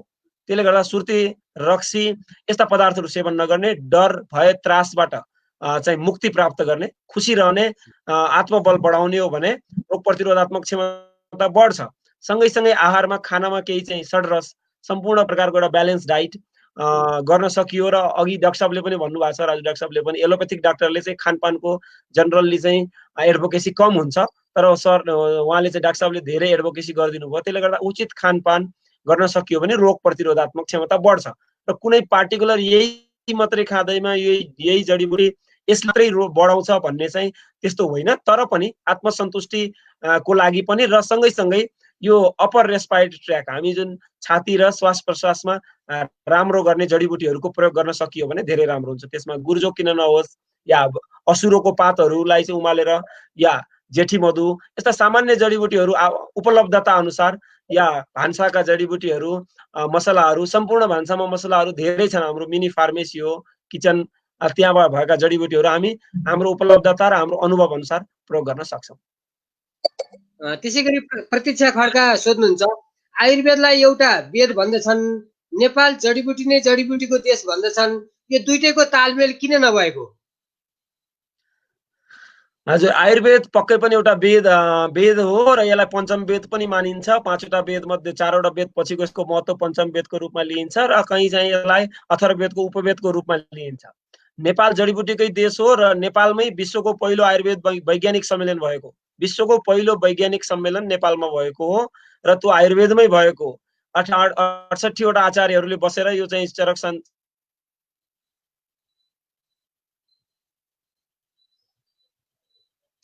आदरणीय साथीहरू, उहाँको इन्टरनेट प्रब्लम आएको छ, डिस्कनेक्ट हुनुभएको छ। पक्कै पनि उहाँ जोडिनु हुनुहुन्छ भन्ने हामीले विश्वास लिएका छौँ। प्राविधिक रूपले समस्या आएको छ। यसपछि हामी वरिष्ठ पत्रकार तारानाथ दाहालज्यूसित कुराकानी गर्छौँ। उहाँकोमा प्राविधिक रूपले इन्टरनेटको बत्ती गएको पनि हुनसक्छ, आउनुभएको छ। उहाँलाई कार्यक्रममा स्वागत गरौँ। डाक्टर साहब डिस्कनेक्ट भयो, त्यसलाई नै कन्टिन्यू गरौँ। हजुर, अब आयुर्वेद वेदको पञ्चम वेद या आयुर्वेदको महत्त्व छ, यो हामी सबैले बुझेको हो र नेपाल जडीबुटी नै जडीबुटीको देश हो, यो पनि हामीले बुझेको हो। तर हामीलाई कस्तो भयो भन्दा हामीले चाहिँ हाम्रो नजिकको तीर्थ हेला भन्छ, त्यस्तै हामीले हाम्रो चाहिँ गोजीमा हिरा राखेर बाहिर चाहिँ चामल खोज्न हिँडे जस्तो भने जस्तो हामी चाहिँ आफ्नो भएको चिजलाई भन्दा बाहिरी चिजलाई हामी विश्वास गर्छौँ। हाम्रो घरलाई भन्दा, हाम्रो घर बुवा आमाले भनेका कुराहरू भन्दा हामीलाई चाहिँ विद्यालयको शिक्षकले भनेका कुराहरू चाहिँ विश्वास हुने हामीलाई पहिलेदेखि त्यस्तो एउटा ट्रेन्ड हो। हामीले आफ्नै घरले शिक्षकले भनेको कुरा मान्यो र शिक्षकले पनि नेपालीमा लेखिएको भन्दा अङ्ग्रेजीमा लेखिएको कुरा मान्न चाहिँ एउटा बाध्य बनाइयो। र अङ्ग्रेजीमा पनि कस्तो भन्दा इन्डियाबाट लेखिएको पुस्तक कि अमेरिकाबाट लेखिएको भन्ने पुस्तक, त्यस्तो खालको एउटा हामी परिस्थितिबाट हाम्रो चाहिँ मगज, हाम्रो दिमाग, सोच हामीले त्यसरी चाहिँ ग्रो अप भयो। त्यसले गर्दा हामीले चाहिँ मान्न चाहिँ हामी तयारै भएनौँ कि हाम्रा जडीबुटीहरू वैज्ञानिक हुन्, हाम्रो चाहिँ वेद चाहिँ वैज्ञानिक हो भने हामी मान्न तयार भएनौँ। हामी त्यसलाई रूढिवादी प्रथाको रूपमा लियौँ। त्यसले गर्दा नै हामीले तालमेल हुन सकेन र अहिले एउटा समय यस्तो आयो, विदेशीहरूले चाहिँ बेसारमा हामीले गरेको खोज होइन, प्याटेन्ट विदेशीले लिएर फिर्ता गरेपछि उनीहरूले एन्टिसेप्टिक प्रपर्टी पत्ता लगाएर चाहिँ हामी छौँ। इन्डियन गरले चाहिँ बेसारको एन्टिसेप्टिक प्रपर्टीमा फाइट गरे, प्याटेन्टमा फाइट गरे। त्यसले गर्दा हाम्रो तालमेल, अब विदेशीहरूले चाहिँ हाम्रा ज्ञानहरूलाई माने, विदेशीहरूले संस्कृत पढ्न लाए, हाम्रो चाहिँ वेदमा चाहिँ लेखिएका कुरा संस्कृतमा लेखिएको, हामी भाषै बुझ्दैनौँ। 12 वर्षको पढाइमा पनि म एउटा संस्कृतको अझै विद्यार्थी छु। 12-14 वर्ष चाहिँ 12 वर्ष पढे, विद्यावारिधि गरेर आएँ आयुर्वेदमा, तर म अझै पनि संस्कृतको विद्यार्थी छु। किन भन्दा यो अथाह ज्ञान हो। थोरै ज्ञान भएको भए सजिलै पढ्न सकिन्थ्यो। अथाह धेरै ज्ञानलाई धेरै मान्छेहरूले, धेरै विद्वानहरूले, धेरै जेम्सहरूले पढ्नुपर्छ। यहाँ अहिले थोरै विद्वानहरूले पढेको हुँदा, थोरै विज्ञहरू भएको हुँदा हाम्रो यो चाहिँ ज्ञान खोज, यसको तालमेल गर्न नसकिएको। भविष्यमा पक्कै पनि यसको चाहिँ तालमेल हुने आशाका किरणहरू देखिएका छन्। अब हामीले गरिएन भने विदेशीहरूले गरिदिएर हामीलाई फेरि चाहिँ यो हामीले उनीहरूले भनिदिएर हामी मान्न तयार हुनेछौँ। हजुर, हाम्रो निर्धारित समय लगभग सकिएको छ डाक्टर साहब। अब अन्त्यमा के भन्न चाहनुहुन्छ? अन्त्यमा अब यो कोभिडको चाहिँ महामारीको बीचमा हामीले जीवन चलाउनु छ। त्यसले गर्दा निराशामा नजाउँ र सम्पूर्ण चाहिँ हामीले स्वास्थ्य मन्त्रालयले दिएका निर्देशनहरू त पालन गरौँ, तर जीवनलाई कसरी हुन्छ, अब भौतिक दूरी कायम गर्दै आफ्नो जीवनलाई अगाडि चाहिँ बढाउनै पर्छ। हामी यो चाहिँ लकडाउन छ भनेर हाम्रा दैनिक कार्यहरू, हाम्रा चाहिँ लक्ष्यहरू प्राप्ति गर्नलाई चाहिँ रुकावट गरेर इन्तजार गर्ने, रोक्ने, बस्ने होइन। हामी जीवन चाहिँ अर्थात् चलाउने हो। हामी यही आत्मबलमा बसियो भने भाइरसको लडाइँमा जित्न सकिनेछ।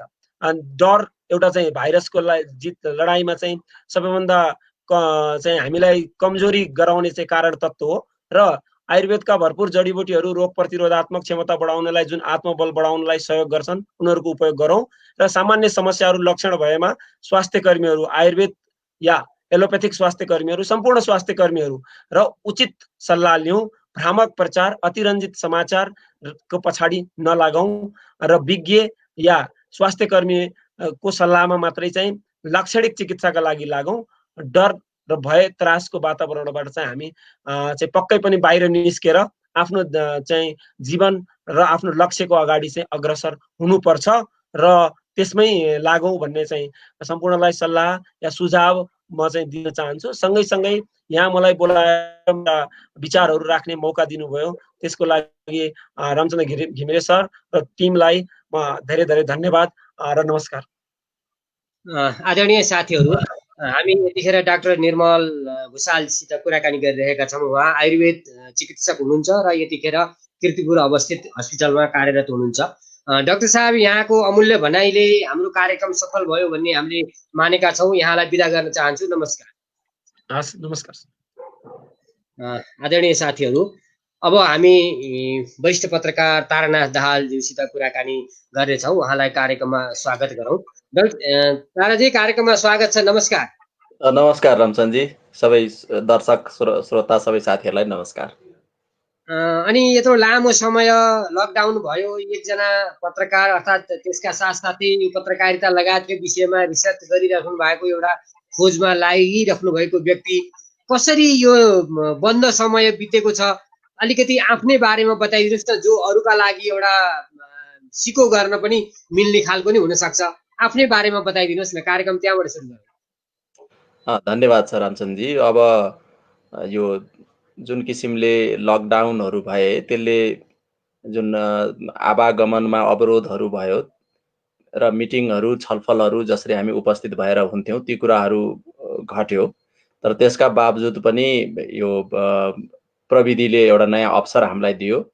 विचारहरू संवादहरू गरिरहने, छलफलहरू चलाइरहने अवसर प्राप्त भएको कारणले गर्दाखेरि हामी जसरी विगतमा जसरी व्यस्त हुन्थ्यो विचार आदान प्रदानका लागि, छलफलहरू चलाउनको लागि, साथीहरूसँगको छलफल बैठकहरू गर्नको लागि त्यो एउटा त्यसले प्रशस्त समय खर्चेको छ, संवादहरू भइरहेको छ। सँगसँगै म खास गरी मिडियाको क्षेत्रमा यो कोरोना पछि कस्ता प्रभावहरू पर्न गए, सञ्चारकर्मीहरूलाई त्यसको प्रभावहरू के पर्न गयो, समग्रमा शासन व्यवस्थाको पारदर्शिता र एउटा जवाफदेही र उत्तरदायी व्यवहारहरूमा के परिवर्तनहरू पर्न गए भन्ने विषयमा निरन्तर मोनिटरिङ गर्ने, त्यसमा अनुसन्धान गर्ने, विचारहरू निर्माण गर्ने काम मेरो भएको हुनाले मैले त्यो काम चाहिँ गरि नै रहेको छु। मलाई त्यसले त्यति ठुलो बाधा पुगेको छैन। नियमित रूपमा कार्यालयहरू सञ्चालन गर्ने कुरामा केही समस्याहरू भए पनि अधिकांश समय घरबाटै काम गरेर पनि अहिले म नियमित रूपमा नै काममा जुटिरहेको छु। अत्यन्तै एउटा सुखद पक्ष पनि हो, किनभने अब यहाँ जस्तो जो एउटा रिसर्च नै विभिन्न विषयहरूमा पत्रकारिताकै विषयमा पनि एउटा रिसर्च जस्तो आजै पनि आफूले गरिराख्ने कुराहरूलाई गरिराख्नु भएको कुरा एउटा प्रेरणादायक कुराहरू नै हो। अब म सोधे आएका प्रश्नहरूमा नै जाउँ, किनभने अलि धेरै प्रश्नहरू पनि छन्। अस्मिता सोध्नुहुन्छ, देशभरको कोभिडको पछिल्लो अवस्था कस्तो छ बताइदिनुहोस् न भन्नुहुन्छ। कोभिडको प्रभावको बारेमा त नियमित रूपमा सूचनाहरू आइ नै रहेका छन्। भर्खरै हामीले दुईजना डाक्टर साहबहरूलाई पनि तपाईँ मार्फत सुन्यौँ। अहिले झन्डै 45,000को हाराहारीमा सङ्क्रमण पुगेको छ र आज पनि मृत्यु हुनेको सङ्ख्या 14 रहेको छ। झन्डै हामी 200 भन्दा माथि उक्लिसक्यो मृत्युको र एक किसिमले कोभिडको सङ्क्रमण घटेको छ भन्ने अवस्था देखिँदैन। केही प्रमुख सहरी क्षेत्रहरू, खास गरी उपत्यका र प्रमुख सहरी क्षेत्रहरूमा समुदायकै तहमा नै सङ्क्रमण फैलिएको देखिन्छ। अझै पनि प्रशस्त रूपमा जुन किसिमले टेस्टहरू हुनुपर्ने हो, परीक्षणहरू हुनुपर्ने हो, त्यो हुन सकिरहेको छैन र हामीले साँच्चीकै एउटा आकलन गर्न सक्ने अवस्था छैन। यो कति भयावह रूपमा फैलिरहेको छ र यसले कसलाई भेटिसक्यो, कसलाई छोइसक्यो भन्ने कुरा हामी भन्न सक्ने अवस्थामा छैनौँ। र उपचारको लागि हाम्रा जति पनि पूर्वाधारहरू छन्, अस्पतालहरू अथवा व्यवस्थापनहरू, ती अपुग हुन थाले। कयौँ बिरामीहरू अहिले होम आइसोलेसनमै बसिरहनु भएको छ।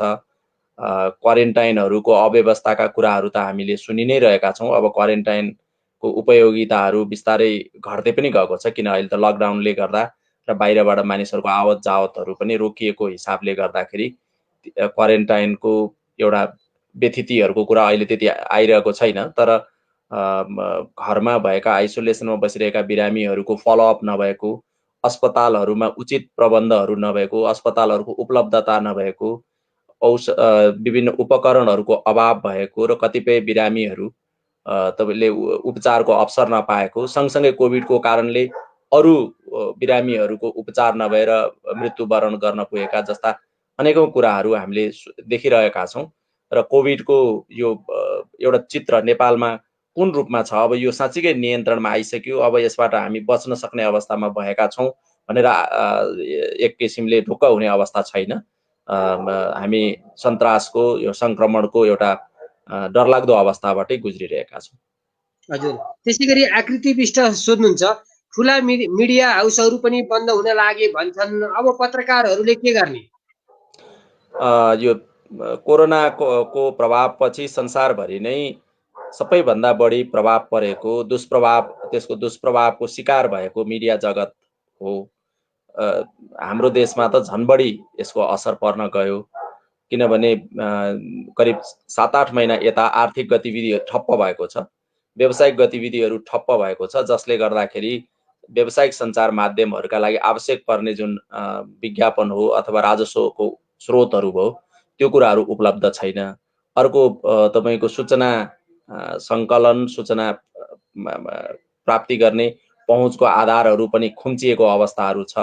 त्यसै गरी मिडिया चाहिँ जुन किसिमले पाठकहरूको बिचसम्म पुग्नुपर्ने हुन्छ, खास गरी प्रिन्ट मिडिया, त्यसलाई पुर्याउने कठिनाइहरू पनि छन्, जसले गर्दाखेरि सञ्चार क्षेत्रले धेरै ठुलो मार खेपेको छ र मेरो आकलनमा पनि झन्डै 60% जति अहिले विशेष गरी सञ्चारकर्मीहरू एक किसिमले बेरोजगारको अवस्थामा जानुभएको छ र सञ्चारको क्षेत्रको कुरा गर्यो भनेदेखि त प्रिन्ट मिडिया त करिब धाराशायीकै अवस्थामा छ। अब यस्तै अवस्था अरू 2-4 महिना अरू रह्यो भनेदेखि आर्थिक रूपमा उहाँहरू बन्द गर्ने नै अवस्थामा पुगिरहनु भएको छ। अहिले जस्तो प्रकाशन घटाउने, तपाईँको केही प्रकाशनहरू बन्द गर्ने, कर्मचारी कटौती गर्ने कामहरू त उहाँले गरि नै रहनु भएको छ, तर त्योभन्दा पनि भयावह अवस्था आउन सक्ने प्रक्षेपणहरू देखिन्छन्।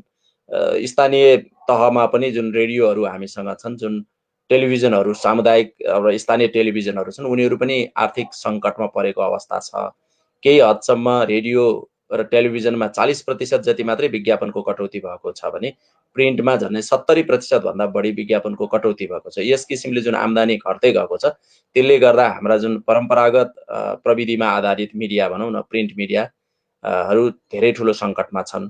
रेडियो र टेलिभिजन पनि सङ्कटको बिचमै छन् र अनलाइनमा पत्रकारहरूको जुन इन्टरनेटले गर्दाखेरि जुन सुविधा भयो र त्यसलाई प्रयोग गरेर अहिले जुन जर्नलिजमको अभ्यासहरू विभिन्न रूपमा भइरहेको छ, यसले चाहिँ व्यावसायिक स्वरूप लिन सकिरहेको छैन।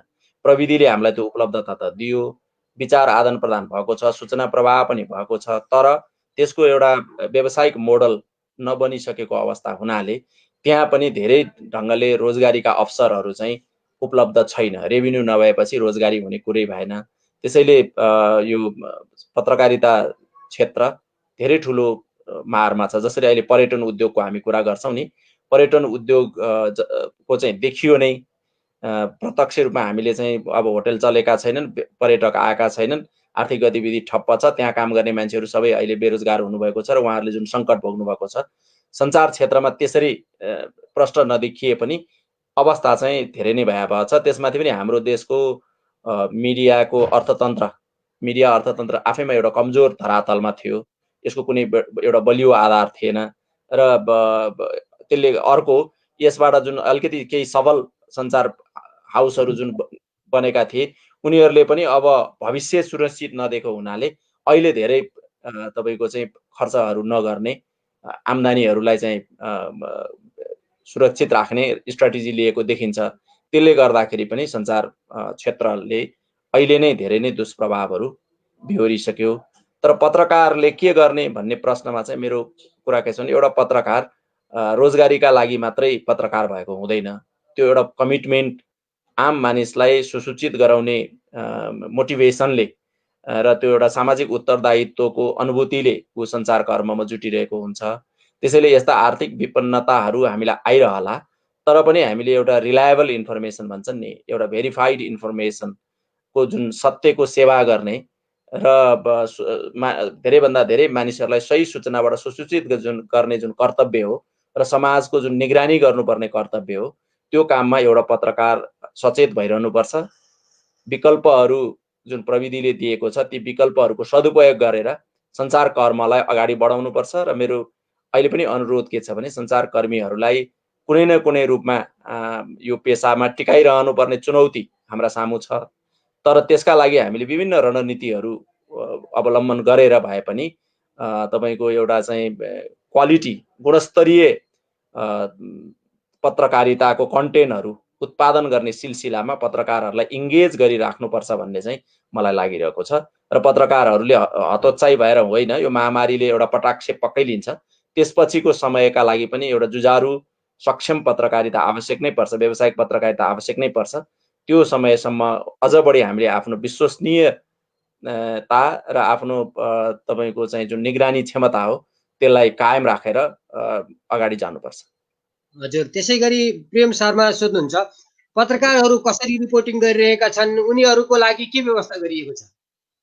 पत्रकारहरू अहिले फिल्डमा जान त धेरै पत्रकारहरूलाई गाह्रो छ, तथापि प्रेस कार्डको आधारमा फिल्डमा रोकिएको त छैन, तर फिल्डमा कुनै गतिविधिहरू नै धेरै नभएको र दोस्रो स्वास्थ्यको जनस्वास्थ्यको पनि समस्या पर्यो।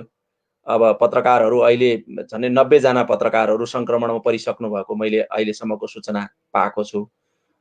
अझै धेरै साथीहरू संक्रमणमा पर्नु भएको हुन सक्छ र केही साथीहरू त अस्पतालमा गम्भीर अवस्थामा पनि उपचारार्थ हुनुहुन्छ। त्यसो भएकोले सुरक्षाको पनि थ्रेट भयो। दोस्रो, मोबिलिटीको लागि सार्वजनिक सवारी साधनहरू अथवा प्लेनहरू, बस अथवा चलेका छैनन्, त्यसले गर्दा पनि पत्रकारहरूको मोबिलिटी स्वतः नै कम भएको छ। स्थलगत रिपोर्टिङ गर्न त अहिले कठिनाइ छ, तर धेरै जसो पत्रकारहरू आफ्ना स्रोतहरूको आधारमा, टेलिफोनको आधारमा, यस्तै इन्टरनेटका माध्यमहरूको विभिन्न माध्यमहरूको आधारमा र आफ्नो सूचनाहरू उत्पादन गर्ने, सूचनाहरूलाई भेरिफाइड गर्ने, सम्पादन गर्ने काममा लागिरहनु भएको छ, जसले गर्दाखेरि जहाँ जति पत्रकारहरूको आँखा पुग्नुपर्ने हो, जति पत्रकारहरूको निगरानी पुग्नुपर्ने हो, त्यो नपुग्दाखेरि समाजमा चाहिँ दुष्प्रभावहरू बढेको हुन सक्छ। आवाजविहीनहरूको आवाज अझ थिचिएको, दबिएको हुन सक्छ। बेइमानी भएका, तपाईको भ्रष्टाचार भएका कुराहरू बाहिर नआएको हुन सक्छ। अभाव भएको, समस्या भएका कथाहरू बाहिर अहिले कम आएको अवस्था हुन सक्छ। एउटा समाजमा जुन किसिमको समाजलाई निरन्तर रूपमा त्यसलाई जागरुक बनाइराख्नको लागि दिनुपर्ने जति सामग्री पत्रकारहरूले अहिले ल्याउन सकेको अवस्था छैन। त्यसै गरी श्रीकृष्ण थापा सोध्नुहुन्छ, अहिले सरकारले ल्याएको बजेटले मिडिया क्षेत्रलाई केही सहयोग गर्न सक्ने देख्नुहुन्छ? किनभने धेरै पत्रकारहरूको जागिर गएको छ, यसलाई कसरी जोगाउन सकिन्छ? दुर्भाग्यको कुरा के हो भनेदेखि सञ्चार क्षेत्रलाई पुरै उपेक्षा गरियो। महामारी पछि संसारभरिका धेरै जसो जिम्मेवार र लोकतान्त्रिक देशहरूले जसरी स्वास्थ्य क्षेत्रलाई, जसरी सुरक्षा क्षेत्रलाई ध्यान दिए, त्यत्तिकै सञ्चार क्षेत्रलाई पनि यो तीनवटा चाहिँ महत्त्वपूर्ण खम्बा हुन् भनेर व्यवहारहरू गरियो। तर हाम्रो देशमा चाहिँ अस्पतालहरूको, स्वास्थ्य कर्मीहरूको बारेमा सोचियो, छलफल भयो, नीतिहरू पनि बने। त्यसै गरी सुरक्षा कर्मीहरूलाई कसरी परिचालन गर्ने, कति तलब दिने, कहाँ खटाउने, सुरक्षा कर्मीहरूलाई चाहिँ फ्रन्टलाइन तपाईँका हुन् भनेर गरियो। तर सञ्चार क्षेत्रलाई कहीँ पनि समेटिएन र सञ्चार क्षेत्रमाथि आउने चुनौतीहरूलाई तपाईँको एउटा भर्तेक गर्ने, त्यसलाई हौसला दिने, त्यसलाई सहयोग पुर्याउने काम राज्यले गरेन र एक किसिमले पूर्णतः यसप्रति निरपेक्ष रह्यो राज्य। बजेटमा पनि कुनै कार्यक्रमहरू आएनन्, सरकारका नीति र कार्यक्रमहरूले कतै पनि समेटेन। इभन चाहिँ सञ्चार क्षेत्रलाई एउटा सहुलियतपूर्ण ढङ्गका तपाईँको चाहिँ ऋणहरू प्राप्त गर्ने प्रक्रियाहरू पनि हुन सकेन, जसले गर्दाखेरि अहिले सञ्चार क्षेत्र त राज्यको पूर्ण उपेक्षाको शिकार भएको छ र त्यसबाट यसलाई कुनै सपोर्ट छैन। बरु राज्यले के गरिरहेको छ भने जनताले तिरेको करबाट चलेका सरकारी मिडियाहरू राज्यसँग, सरकारसँग छँदैछ। नेपाल टेलिभिजन, रेडियो नेपाल, तपाईँको गोर्खापत्र जस्ता संस्थाहरू, रासस जस्ता संस्थाहरूलाई चाहिँ जनताले तिरेको करबाट चलेकै छन्। आफ्नो सरकारलाई आफ्नो प्रचार गर्ने साधन त्यो भएकै छ र उनीहरूलाई बरु भर्तेक गर्ने, तिनीहरूलाई बरु सुदृढीकरण गर्ने काम गरिरहेको छ। यसबाट के देखिएको छ त भन्दा एउटा इन्डिपेन्डेन्ट मिडिया, एउटा प्रोफेसनल मिडिया चाहिँ कमजोर भएर झन् धराशयी हुने अवस्थामा गएको छ। उदाहरणको लागि म दिउँ तपाईँको चाहिँ यो उसले अस्ट्रेलियाले पहिलोचोटि नै के भन्यो भने पत्रकारहरू सबभन्दा बढी चाहिँ जोखिममा छन् यो महामारीमा, त्यसैले उनीहरूलाई पहिलो तपाईँको अनुदान सहायता चाहिँ पत्रकारहरूलाई दिने भनेर महिनाको 1500 अस्ट्रेलियन डलर चाहिँ एउटा पत्रकारलाई उपलब्ध गराउने सरकारले स्किम लिएर आयो। त्यसै गरी कतिपय देशहरूले चाहिँ मिडियाहरूलाई चाहिँ अनुदान दियो। कतिपय देशहरूले चाहिँ पत्रकारहरूको तलबमा सर्टेन प्रतिशत चाहिँ राज्यले बेहोर दिने स्किमहरू लिएर आयो र तपाईँको कोभिड सामना गर्ने रणनीति बनाउने कुरामा पनि सञ्चार क्षेत्र पत्रकारिता क्षेत्रलाई उत्तिकै महत्त्व दियो। इन्टिग्रेटेड इन्फर्मेसन तपाईँको स्ट्राटेजीहरू बनाए र जुन देशले राम्रोसँग जनतासँग संवाद गर्यो, जुन देशको नेताले राम्ररी कम्युनिकेट गर्यो मानिसलाई, जुन देशले सञ्चार व्यवस्थापन राम्रो गर्यो, त्यहाँ महामारीलाई त्यो एउटा नियन्त्रण गर्न धेरै सहयोग पनि पुग्यो। त्यसको उदाहरण न्युजिल्यान्ड हो, त्यसको उदाहरण जर्मनी हो, त्यसको उदाहरण नर्वे हो। त्यसैले यहाँ चाहिँ के गरियो त भन्दा सञ्चार क्षेत्रलाई यो कोभिडको क्राइसिस महामारी नियन्त्रणको एउटा प्रमुख क्षेत्र हो, यसलाई सदुपयोग गर्नुपर्छ भन्ने सोच पनि सरकारको रहेन, त्यस अनुसारको नीतिहरू पनि रहेन। सँगसँगै पत्रकारिता जगत, स्वतन्त्र पत्रकारिता जगत टिक्नुपर्छ, रहनुपर्छ भन्ने सोच पनि सरकारको रहेन। बरु उल्टै सरकारले चाहिँ यो माहौलमा अझ बरु धराशायी भएरै जाओस् यो स्वतन्त्र मिडिया भन्ने जस्तो सोच लिएको, नीति लिएको जस्तो बुझिन्छ। पक्कै पनि। त्यसै गरी बद्री भण्डारी सोध्नुहुन्छ, स्थानीय सरकारको अनियमितता बाहिर आइरहेको छ, प्रदेश सरकार र संघीय सरकार कस्तो देख्नुहुन्छ? पक्कै पनि तपाईँको व्यथिति भ्रष्टाचार र यो त तिनै तहका सरकारमा उही रूपमा छन्। स्थानीय तह बढी भ्रष्ट भयो भन्ने गुनासोहरू सायद स्थानीय तहमा जनताहरूले प्रत्यक्ष रूपमा त्यो कुरा भोग्ने भएकोले स्थानीय सरकारका काम कारबाहीहरूबारे जनतालाई धेरै कुरा जानकारी पनि हुने र जनतासँग त्यो सिधै जोडिने भएकोले जनताबाट त्यो गुनासो आएकोले पनि सञ्चार क्षेत्रमा ती कुराहरू भेन्टिलेट हुन सक्छन् होला। केन्द्रीय तहमा भएका भ्रष्टाचारका भनौँ अहिले तपाईँको ठुल्ठुला प्रक्रुरमेन्टहरू, हेल्थसँग सम्बन्धित प्रक्रुरमेन्टहरूको त चर्चा भएको छ, तर यो बिचमा थुप्रो पैसाहरू तपाईँको चाहिँ अरू मन्त्रालयहरूबाट खर्च भएको छ। पत्रकारहरूको निगरानी कम भएको होला, सूचनामाथिको पहुँच कम छ। पर्टिकुलरली प्रदेश सरकारको त भयावह अवस्था छ र प्रदेशमा भएका व्यथिति र भ्रष्टाचारहरूका कथाहरू पनि आएका छन्। यो बिचमा तपाईँले हेर्नुभयो भने सुदूरपश्चिम प्रदेश सरकार र 2 नम्बर प्रदेश सरकारका बारेमा धेरै नै सञ्चार माध्यमहरूमा कुराहरू आयो। त्यहाँ भएका व्यथिति, त्यहाँ भएका भ्रष्टाचार, त्यहाँ कानुन मिचिएका कुरा, त्यहाँ चाहिँ निर्लज्ज ढङ्गले स्रोत साधनहरूको दुरुपयोग गरेका कथाहरू धेरै नै सञ्चार क्षेत्रमा आयो। पर्टिकुलरली 2 नम्बर क्षेत्रमा त प्रदेश सरकार यति भ्रष्ट भएको सायदै मिडियामा त्योभन्दा धेरै आएको थिएन होला, त्यो रूपमा आएको छ। तर तपाईँले भने जस्तो अझै धेरै सञ्चार क्षेत्रको निगरानी प्रदेशका निकायहरूमा र केन्द्रका निकायहरूमा हुनुपर्ने आवश्यकता छ। तर महामारीको कारणले पत्रकारहरू आफै खुम्चिएर आफै घरभित्र बसिरहनु भएको छ। स्रोतहरूमा पनि एउटा त्रास छ। पहिला पत्रकारहरूले विश्वसनीय स्रोतहरूबाट पनि त्यहाँ सूचनाहरू लिन सक्थे। अहिले सत्ताले अलिकति तर्सायो, कहीँबाट सूचनाहरू चुइयो, सूचना कसैले दियो भने त्यस्तो मानिसहरूप्रति अलिक कठोर तपाईँको व्यवहारहरू गर्ने, गैरकानुनी कामहरू, भ्रष्टाचार जन्य कुराहरू बाहिर ल्याउने, सूचनादाताहरूलाई तर्साउने, धम्क्याउने कारणले गर्दा पनि कतिपय कुराहरू चाहिँ अहिले सहज ढङ्गले बाहिर आउन पनि पत्रकारहरूलाई पनि गाह्रो अप्ठ्यारो परेको हुनाले त्यो कम देखिएको हुन सक्छ। त्यसै गरी सुवर्ण सिलवाल सोध्नुहुन्छ, कोभिड-19 ले आर्थिक, सामाजिक, राजनीतिक कस्तो प्रभाव पार्दैछ? अब यसको त अहिले आकलन गरेरै सकिँदैन, यो भयावह नै पार्दैछ। विश्वभरि तपाईँको चाहिँ आर्थिक मन्दी जुन किसिमले आउने प्रक्षेपणहरू गरिएको छ कि एउटा ठुलो आर्थिक मन्दी, इतिहासकै सबभन्दा ठुलो आर्थिक मन्दी आउँदैछ र त्यसलाई गर्न भर्खर विश्व ब्याङ्कले हिजो अस्ति मात्रै त्यो प्रक्षेपण गरेको थियो। त्यसैले त्यसलाई कसरी सामना गर्ने र त्यसबाट आउने जोखिमहरू के हुन सक्छन् त्यो भयावह छ। त्यसले एउटा चित्र के दिएको छ भनेदेखि गरिबीको जुन अहिलेको खाडल छ र गरिबी एउटा निरपेक्ष गरिबीको रेखामुनिका मानिसहरूको जुन सङ्ख्या छ त्यो धेरै बढेर जाने खतरा छ र गरिबी फेरि एउटा विश्वव्यापी रूपमा जुन फैलिन्छ त्यसले जुन अशान्तिहरू सिर्जना गर्छ, गरिबीले नै अशान्ति ल्याउने हो। गरिबीले नै तपाईँको चाहिँ नयाँ किसिमका द्वन्द्वहरूलाई उत्पादन गर्छ, हिंसाहरूलाई बढावा दिन्छ र एउटा शोषणमा आधारित व्यवस्थाहरूलाई पनि त्यसले चाहिँ प्रवर्धन गर्न सहयोग पुग्छ। त्यसैले भोलिको राजनैतिक र सामाजिक अवस्था त तपाईँको गम्भीर छ। राजनीतिक रूपमा अधिनायकवादी सोचहरू अहिले प्रबल भएका छन्। लोकतन्त्रले जताततै सफर गरेको अवस्था छ। महामारीका कारणले संसारभरि नै एउटा दक्षिणपन्थी शक्ति, एउटा उग्रपन्थी शक्ति, अधिनायकवादी शक्तिहरूले बल पाएका छन् र लोकतन्त्र कमजोर भएको छ जताततै। त्यसैले लोकतन्त्र कमजोर हुने, आर्थिक रूपमा गरिबी बढेर जाने, धनी र गरिब बीचको खाडल बढेर जाने, संसारमा आर्थिक मन्दी भएका कारणले त्यसले जुन व्यापार, जुन उत्पादन प्रक्रियाहरू छन् त्यसलाई गम्भीर रूपमा असर पार्ने हुनाले त्यसको स्वाभाविक प्रभाव सामाजिक रूपमा द्वन्द्वहरू बढेर जाने, समाजमा तपाईँको हिंसाहरू फैलिएर जाने र समाजमा एउटा विभेद र अत्याचार पनि बढ्ने खतराहरू हुन्छ। अर्को चाहिँ यसले एउटा इन्डिभिजुअल थिङ्किङ, एउटा समग्र मानिसहरूमा जुन एउटा सामाजिक भावनाहरू थियो त्यो पनि कमजोर भएर जाने।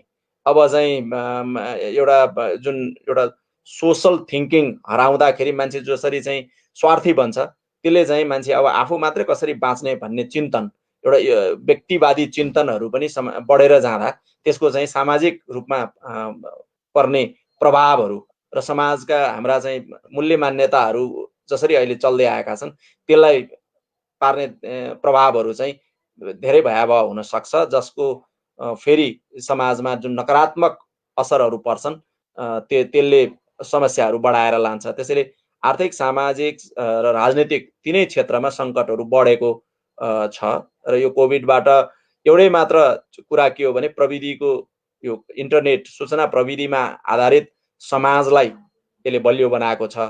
तर यसलाई जोगाउन फेरि राजनीतिक रूपमा प्रजातन्त्र बलियो हुनुपर्छ, लोकतन्त्र बलियो हुनुपर्छ।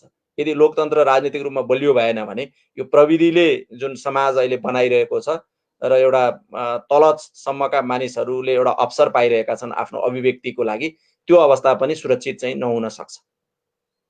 हजुर, त्यसै गरी मन्जु पाण्डे सोध्नुहुन्छ, कोभिड-19 को यस्तो महामारीमा पनि सबैजना युनिफाइड भई किन काम गर्न नसकेका होलान्?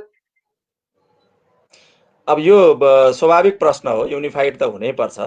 सबैजनाले आफ्नो क्षेत्रबाट महामारीलाई नै पहिलो दिमागमा राखेरै गर्ने हो। महामारीबाट मानव सभ्यतालाई जोगाउनु सबै सचेत मानिसहरूको, सचेत पेशेवर मानिसहरूको कर्तव्य हो।